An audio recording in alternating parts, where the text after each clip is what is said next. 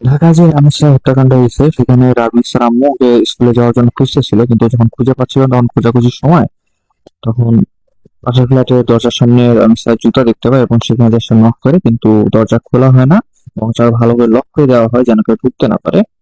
তখন রামেশ্বর আম্মু আরো জোরে জোরে নক করে, কিন্তু কেউ খোলে না। তখন আর রামেশ্বর আম্মু যেটা করে, সে চিৎকার করে লোকজন জড়ো করে এবং তারা দরজা ভাঙার চেষ্টা করে, যদিও বা ভাঙতে পারে নাই।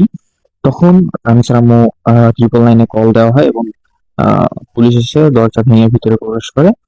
ভিতরে প্রবেশ করে তারা চারিদিকে রক্তের ছোপ দেখতে পায়, চারিদিকে রক্ত ছড়িয়ে ছিটিয়ে আছে এবং খাটের নিচে রক্তের ছোপ দেখে তারা খাটের নিচে লক্ষ্য করে যে রামেসার পা দেখা যাচ্ছে, এবং রামেসার পা ধরে যখন তাকে বের করা হয় টেনে, তখন দেখা যায় রামেসার হাত এবং আহ মাথা আলাদা করা, কেটে ফেলা হয়েছে।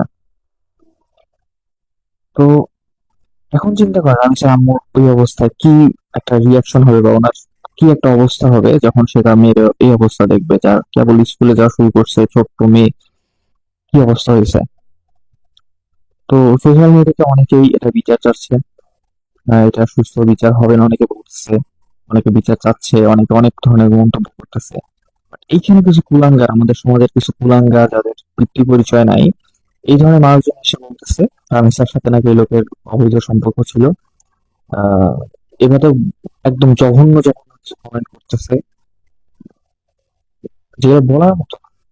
ঠিক আছে, এই ধরনের কুলাঙ্গারা সমাজে আসছে বিধায় শিশু ধর্ষণ হয়। আমি আজকে বুঝতে পারতেছি যে কেন আমাদের দেশে গত বছরে 300+ শিশু ধর্ষণ হয়েছে, 365 দিনে 300+ শিশু ধর্ষণ হয়েছে। এখনো চলতেছে, এখনো কন্টিনিউয়াস।